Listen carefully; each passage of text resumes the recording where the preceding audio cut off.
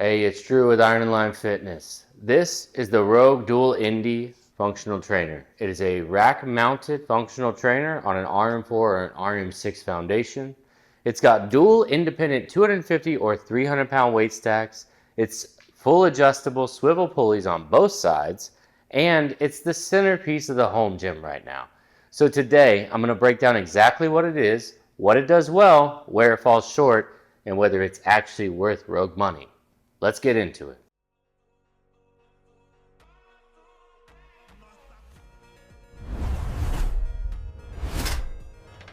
So what is it?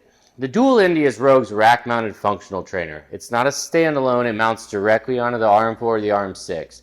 It becomes part of your rack, not just something sitting next to it.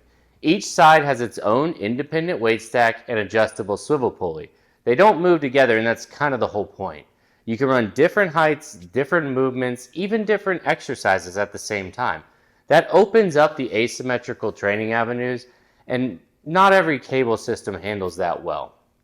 So because both sides are fully independent, two people can train simultaneously. They're not linked stacks, there's no shared mechanism, and if you're training with a partner or a spouse or in a kind of public gym space, that matters, right? Configuration matters too. So you can build this at 80, 90, or 100 inches tall. 80 inches only available in satin or textured black, so consider that. The depths are 24, 30, and 43. If you're working with a basement ceiling or kind of a tight garage ceiling, 80-inch fits. Definitely know your dimensions and give yourself a couple extra inches before you order. Now here's the reason it's in my gym. I sold my FM-6. Simple reason. Friction with the lat pull low row column, the one-to-one in the middle. Certain movements took way too long to set up for, and I ended up not really doing those exercises over time that I really love, like the lat pull down. The Dual Indy with the standalone CTM1 tower fixes that problem. Additionally, I freed up my middle uprights when I was ordering, which has made a huge difference. No obstruction, no compromise. When I ordered an additional cross member so I could move the Rogue banner to the back of the rack and have the inside upright completely free. The inside of the rack is fully usable again. As you can see with the height and how high I put my straight dog strength goats on the middle, and they double sort of as short jammer arms. All right, when we talk about pulleys and adjustability, one of the best things about investing in Rogue is the quality you get. These pulleys are some of the most robust that I've ever felt. I've used hammer strength, I've used Sorinex. The knurling and rollers make moving the heavy trolleys much less painful than it looks. The movement's smooth, there's no hitching, there's no real resistance spike, there's definitely not a cheap feel to it. Some would even complain that it's too beefy. My only complaint would be that when you learn how to stop the trolley, you kind of have to give it a little nudge at the end to get the secondary pin to snap into place. I'll show that here. The trolley design is also worth calling out. There's UHMW all the way around, and it really just feels like no matter which direction or angle you pull that cable at, it lines up. There's also no twisting or kind of stiff spots when you're pulling. It is smooth cable pull all the way through to the end, and then it retracts smoothly as well. Each side moves independently. You definitely want to be aware of your rack width if you're considering the Indy. For dual cable things, flies, crossovers, that kind of thing, the 49-inch is hugely beneficial versus the 47-inch of like a Rep or Sorinex or Hammer Strength and even Irwin Fitness. So because the Rogue is a bit wider, you're definitely going to feel it more on dual arm movements like a cable fly. Sometimes that can be a negative though, depending on how wide you want it to be. So definitely consider that when you're doing your programming. All right, let's talk about the footprint and the space. This is where the Dual Indy really earns its keep. It doesn't take up much more floor space, and it uses a footprint that you already have within your RM6. So for a garage gym, that's a big deal. You're getting a dual stack functional trainer without dedicating a whole nother section of your gym to a standalone unit. I do love standalone units though. What I did for my lat pull low row was get a standalone CTM1, and I'm very happy with that change. Now I can go straight from barbell work to jump into lat pulls, low rows.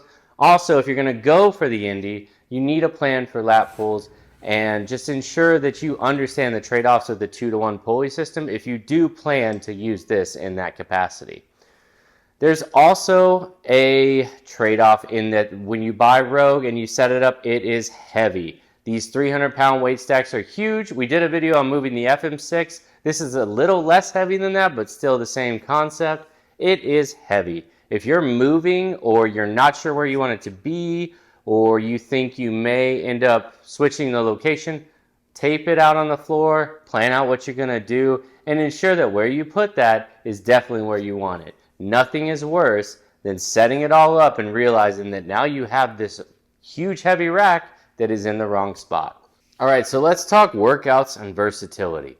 This covers everything you expect from a high-end cable system. Pull downs, rows, face pulls, flies, crossovers, push downs, curls, rotational work, cable crunches, really anything you can think of, it's pretty good at supporting.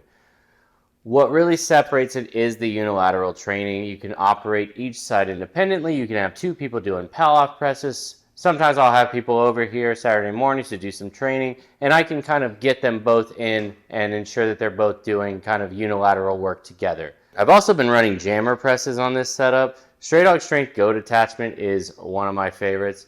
I also use it with the Mutant Metals stainless steel handles, the weight pin for loading, and that setup wasn't great with the FM-6. The middle uprights had the Rogue banner on it, which takes up the first 6 or 7 holes, and it just didn't allow them to sit high enough to be effective. But here on the Indy, with the banner moved back, it works. Quick note, the CTM1 in the corner is not competing with this, so it does have a single swivel pulley, and I do sometimes use that for some face pulls, occasional triceps, and if I kind of need to vary anything and use maybe the dual for something and the singular on the CTM1. But they are different tools, and I do primarily use that for lat pulls and low rows. All right, honest cons. Let's not pretend this is perfect. The price is up there, right? The bare bones 24-inch starts at $32.18. The stainless steel top end build hits $10,500 shipped. By the time you factor in stacks, attachments, and setups, realistically you're looking at $5 to $7 grand. That's serious money and definitely an investment. The other thing is assembly. It's not a quick build. Plan for 2 days minimum. Make sure you have some help, at least on call for certain things. Rogue does include the necessary tools and cable routing stickers. I would say that it's pretty organized when you find the right box, but sometimes you don't always find the right box, right? Additionally, I would recommend getting a impact driver, and I believe it's an 1.5" socket, so that you can kind of hold the bolt with the wrenches that are included and impact drive them to the other side, just for the ones that are able to be done. They're not all like that, but it does help. Honestly, getting the 1.5" socket and just having a traditional socket also will do the trick, and that is what I use most of the time. But it makes a big difference versus using the two kind of just straight wrenches that Rogue includes. When we talk about shipping, it's freight delivery and it's a pallet drop in your driveway. My guy did a pretty good job. He brought it up to the garage, but there were some issues where the boxes had kind of gotten damaged a little bit. There's also an 8 to 12 week lead time, so this is not a next day situation or a 5-day shipping. The 2-to-1 ratio is great, but just remember, if you're trying to go heavier, like the expectations may be for a 1-to-1, this is not your primary machine. All right, when we talk about warranty, Rogue backs this in the way you would expect. Its lifetime on the frame and welds is 5 years on the moving parts. This definitely isn't disposable equipment. This is long-term infrastructure. If you're going to invest, I recommend you plan to keep it for long-term. All right, let's get to the verdict. The bottom line, this is the best functional trainer for my programming. That doesn't mean it's the best for everybody's programming. Some people do want the FM-6 for that all-in-one solution. I had friction with the FM-6, and I knew that a standalone lat pull low row was the answer for me. The Dual Indy with the 300-pound stacks is usable, versatile, and it fits how I train. The downsides are there though. Price matters, ratio matters, and space matters. So definitely consider that. If you really need to save space, the FM-6 is a great option. I sold my FM-6 for this, and I would make the same call again without hesitation. If you want to check it out, please use my link in the descriptions.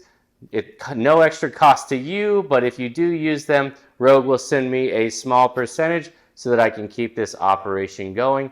And if you reach out to me and let me know that you're using the affiliate links, I will send you a t-shirt from the website. All right, with that, I'm Drew from Iron and Lime. If you got any questions, drop them below. I read every comment. I try to reply to everything. And if you have any questions, let me know. Until then, strength for life, fitness for all.